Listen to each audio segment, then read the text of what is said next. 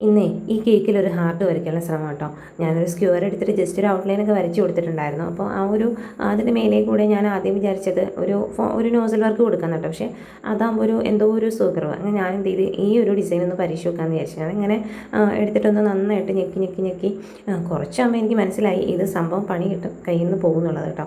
ശരിക്കും കുറച്ച് കഴിഞ്ഞപ്പോൾ എൻ്റെ കൈയെല്ലാം നല്ല വേദനിച്ച് തുടങ്ങി. പിന്നെ ഞാനിങ്ങനെ കുറച്ച് വെച്ചിട്ടൊന്ന് റെസ്റ്റ് എടുത്തു. പിന്നെ ഒരു 2 മിനിറ്റ് ഫ്രിഡ്ജ് വെച്ച് വീണ്ടും എടുത്തു. അങ്ങനെ ചെയ്തു കേട്ടോ. വിരൽ നല്ലപോലെ വേദനിക്കുന്നുണ്ടായിരുന്നേ. കാണുമ്പോൾ ഈസി ആയിട്ടൊക്കെ തോന്നും, പക്ഷേ സംഭവം ഇച്ചിരി മെനക്കേടാ കേട്ടോ.